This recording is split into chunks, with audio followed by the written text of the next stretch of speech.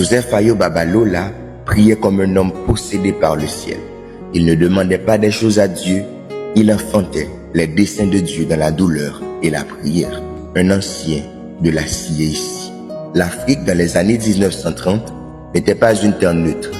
Elle était saturée de puissances traditionnelles, de cultes mystiques, de prêtres vaudous, d'envoûtements, d'alliances démoniaques. Les esprits ancestraux y étaient adorés, les fétiches portés avec fierté et la peur du monde invisible contrôlait les foules. Mais Dieu avait levé un homme dangereux pour les ténèbres. Joseph Ayo Babalola n'était pas venu discuter avec les puissances. Il était venu les renverser. À Erio Ekiti, on rapporte qu'un puissant Babalao, prêtre traditionnel Yoruba, réputé pour avoir fait mourir plusieurs personnes à distance, voulut défier Babalola en pleine réunion. Dès qu'il s'approcha de la tente d'évangélisation, il s'effondra au sol, les yeux révulsés, paralysé par une puissance invisible. Joseph s'approcha calmement et dit, « Si Dieu n'était pas avec moi, cet homme m'aurait tué.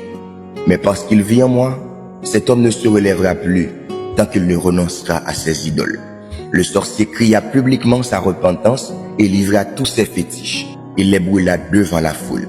C'était un tremblement dans le monde occulte local.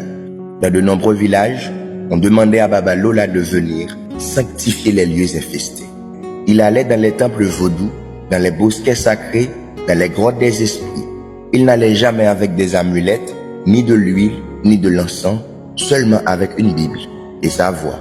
À un moment, dans un sanctuaire païen, il posa ses pieds nus sur un autel sacrificiel. Le bois sacré se fendit en deux et prit feu. Les prêtres hurlèrent. « Il est dangereux, c'est un esprit plus fort que les nôtres. » Un autre jour, dans un village contrôlé par un esprit serpent, personne n'osait couper un certain arbre sacré. On disait que toute personne qui le touchait mourrait en 3 jours. Babalola arriva, il pria en langue, puis avec une hache en main, il coupa l'arbre devant tous. Un énorme serpent noir sauta de l'arbre et s'enfuit en sifflant. Joseph s'écria, « Que le feu de Dieu le poursuive jusqu'à sa tanière. » Des jours plus tard, le chef du sanctuaire fut retrouvé mort, sans blessure visible, son visage figé dans la terreur. Ce fut un message pour toute la région. La lumière était plus forte que les ténèbres.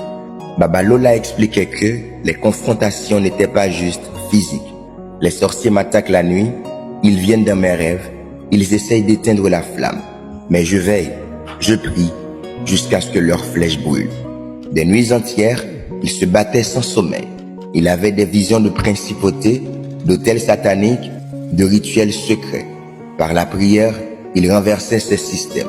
Des témoins affirmaient que, lorsqu'il priait en langue, on entendait des gémissements sortir des arbres, des toits, des grottes, comme si les esprits criaient. Là où Joseph Babalola posait les pieds, l'occultisme s'effondrait. Il ne faisait pas de délivrance, sa vie était une délivrance permanente. Quand les yeux naturels se ferment dans la prière, les yeux de l'esprit s'ouvrent sur l'invisible. Joseph Ayo Babalola n'était pas simplement un prédicateur. Il était un canal vivant entre le ciel et la terre. Dieu l'avait ouvert à des réalités célestes et des mondes spirituels que peu d'hommes osent explorer. Sa vie était rythmée par des visions divines, des apparitions angéliques et des signes inexplicables qui défiaient les lois naturelles. Peu de temps après son appel, Babalola monta sur une colline pour prier. Là, il eut une vision ouverte. Il vit une grande mer pleine d'âmes humaines en train de se noyer. Il entendit une voix du ciel dire, « Ces âmes meurent chaque jour sans connaître la vérité. Va, sauve-les. » Il vit ensuite une épée flamboyante lui être remise. Elle pénétra dans son cœur. Il se réveilla en larmes et tremblant, totalement changé. Cette expérience l'a propulsé dans un ministère qui dépassait l'entendement humain. Babalola témoignait que des anges lui apparaissaient régulièrement. Ils lui donnaient des messages prophétiques, des avertissements et parfois même des armes spirituelles. Une nuit, alors qu'il priait au bord d'un cours d'eau, un ange descendit portant un rouleau. Il lui dit, « Mange ce livre, tu parleras et les nations entendront. » Il rapporta avoir vu des armées angéliques prêtes à intervenir dès qu'il priait. Parfois, les témoins oculaires voyaient des lumières flotter autour de lui pendant qu'il prêchait comme une colonne de feu.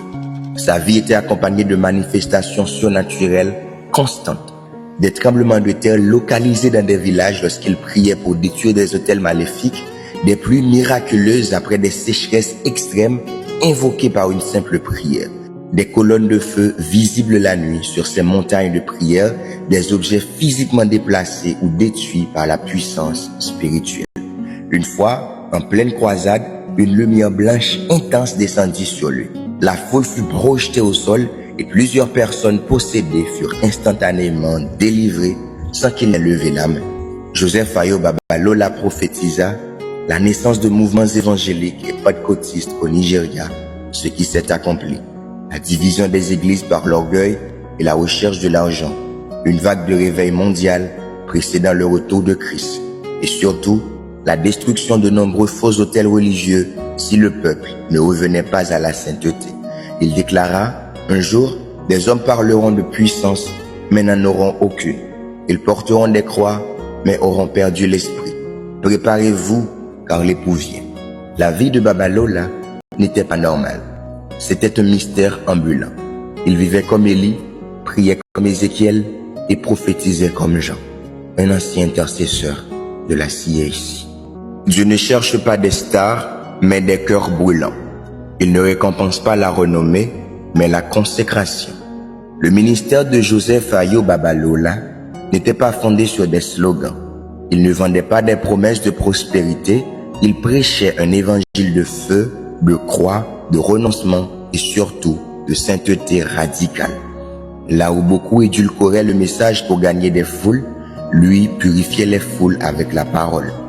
Babalola croyait que sans la sainteté, aucune puissance durable ne pouvait s'établir. Il disait, tu peux crier, prophétiser, tomber à genoux, mais si ton cœur n'est pas pur, Dieu ne t'écoute pas. Il refusait catégoriquement de prier pour quelqu'un qui vivait dans le péché sans repentance. Avant chaque croisade, il passait des heures à exhorter les gens à se séparer du mal.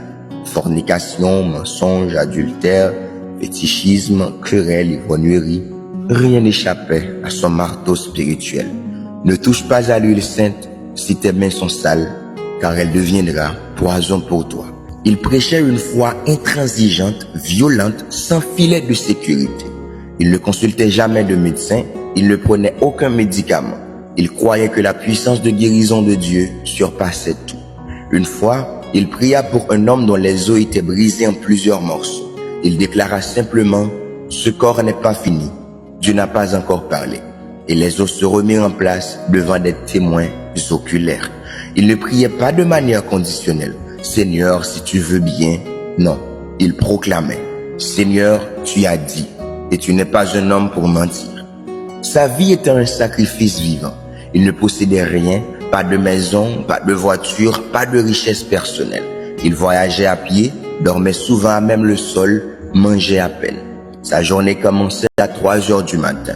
Il priait, prophétisait, visitait, prêchait, délivrait, sans repos. Il disait, celui qui veut sauver sa vie ne peut pas sauver des âmes. Même ses vêtements étaient simples, souvent usés. Il rejetait toute tentative de le glorifier comme un homme spécial. Il rappelait toujours, si Dieu a pu parler par un âne, ce n'est pas un honneur qu'il parle par moi, c'est sa miséricorde. Babalola ne flattait jamais. Sa voix tonnait comme une trompette. Quand il prêchait, les pécheurs pleuraient, les fous criaient, les religieux tremblaient. Il ne préparait pas de discours. Il recevait ses messages dans la prière, souvent sur ses genoux. Il martelait toujours ses 3 fondements. Sanctification du cœur, soumission totale au Saint-Esprit, séparation du monde et des traditions corrompues. Il dénonçait ouvertement l'hypocrisie religieuse, le compromis, l'avidité des pasteurs. Certains portent des Bibles, mais servent 2 maîtres, Dieu et l'or. Ils n'auront ni l'un ni l'autre. Babalola ne prêchait pas pour remplir des églises, il prêchait pour remplir le ciel. Le feu attire, mais il brûle aussi celui qui le porte. Ceux qui cherchent la puissance, sans comprendre le prix, se trompent. Babalola, que l'on célébrait comme un homme de Dieu, un prophète de réveil, un faiseur de miracles, était aussi un homme blessé, combattu, souvent seul. Malgré la grandeur de son